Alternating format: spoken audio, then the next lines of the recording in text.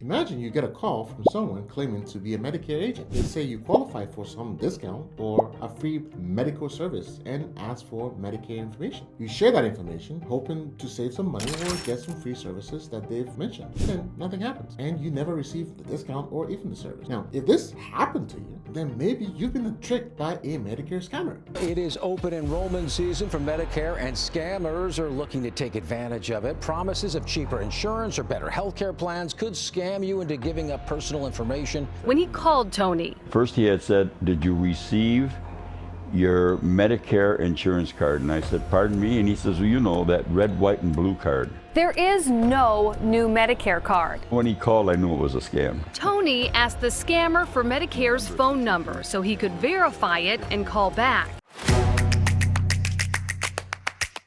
Medicare is a government health insurance program that helps seniors age 65 or older. It also covers younger people with disabilities or specific medical conditions like end-stage renal disease or ALS. However, though, the fact that Medicare beneficiaries are mostly elders has made scammers target Medicare as a way to scam. They know that these beneficiaries often face health, emotional, and cognitive challenges which make them more vulnerable. For example, someone with dementia might struggle with making sound financial decisions, making it easier for a scammer to take advantage of them. Psychologist Mara Mather explains that we often rely on our emotions and gut feelings when making decisions. For seniors, this is especially true. They tend to be more optimistic and focused on potential benefits of a situation compared to younger people. This positive outlook can make it harder for older adults to recognize Medicare scams. That's why Medicare scams is becoming more common, with scammers preying on the weak points for seniors. According to the National Healthcare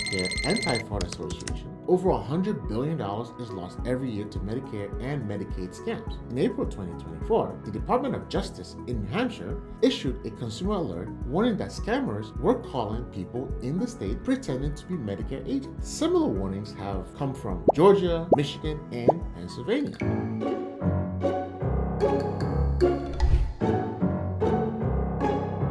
Scammers send a phishing email to the target that looks authentic, like it's really from Medicare. The email will feature logos, not just from Medicare, but also from a government agency. But remember, it's not real. If you examine the email closely, you'll notice signs of phishing scam, like sense of urgency or even a request for personal information. Now, this email will also include a link that redirects you to a fake website that looks like a Medicare or government site. You can tell if it's a copy if it ends with .net or .com instead of .gov. On this fake website, you'll be asked to input your information like your login details, Medicare information, and payment details. Besides sending emails, scammers can also call your target. Scammers get the phone numbers and other information of their targets from the dark web, data breaches, and from data brokers. Once they have the information, they call their targets pretending to be from Medicare, Medicaid, Social Security Administration, or from the state insurance department. These scammers ask if the beneficiaries have received a new Medicaid card that's made with plastic and has a chip in it. Then, to claim the card, they tell the beneficiaries that they need their information, such as their Medicare and Social Security numbers. First he had said, "Did you receive your Medicare insurance card?" And I said, "Pardon me?" And he says, "Well, you know, that red, white, and blue card." But it doesn't stop at calls and emails. Some scammers even visit their beneficiaries in person.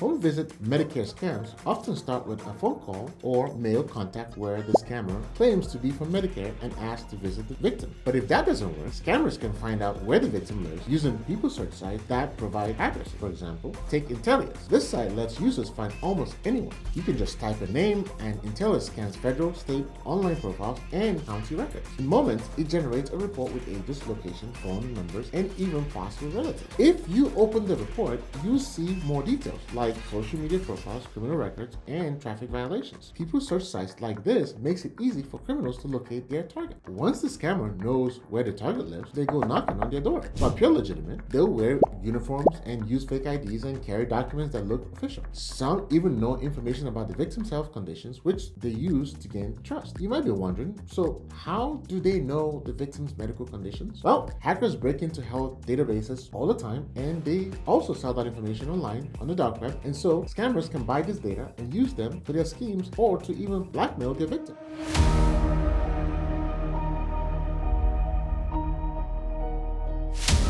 Medicare scams can lead to identity theft as well because scammers steal personal information, including social security numbers, Medicare numbers, and bank details. Scammers then use these details to impersonate victims for unauthorized purchases and loan applications. And what comes after identity theft? You guessed it right, financial losses. When scammers have access to your bank details, they can drain your savings account. They can also apply for loans and open credit card accounts in your name, leading to credit damage and serious financial losses.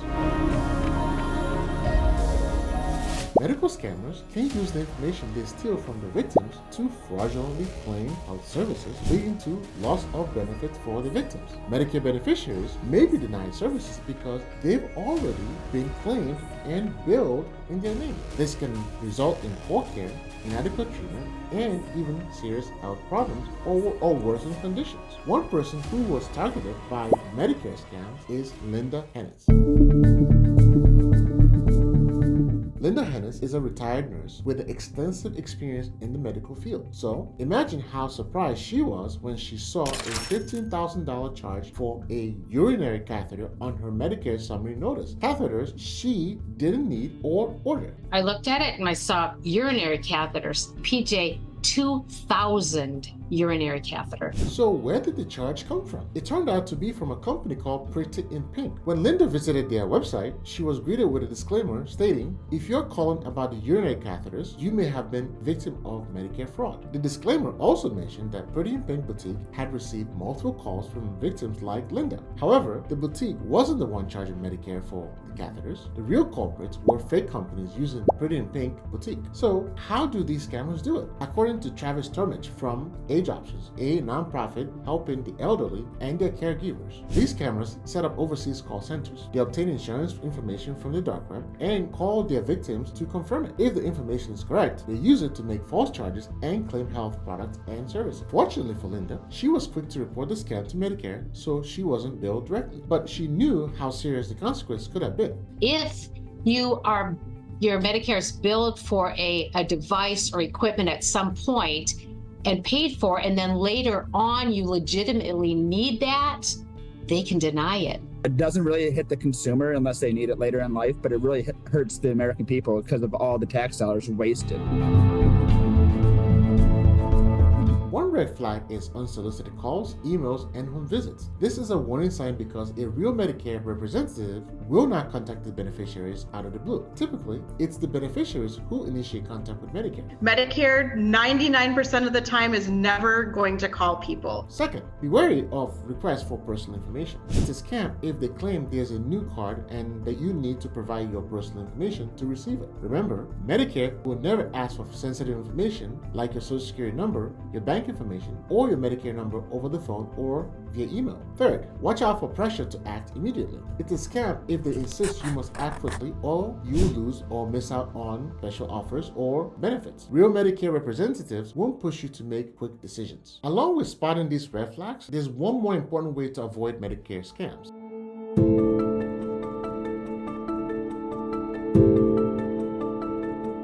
Whether you are a Medicare beneficiary or you have a loved one who is, one great way to protect yourself is by getting your personal information deleted from the internet. As I mentioned earlier, scammers often find out how to contact you and where you live through people search sites and data broker sites. So it's a good idea to remove your personal information from these sites, and here's how. Visit www.mydataremoval.com and run the free scan to see where your data is showing up online. Use the free opt-out guides to remove your exposed data.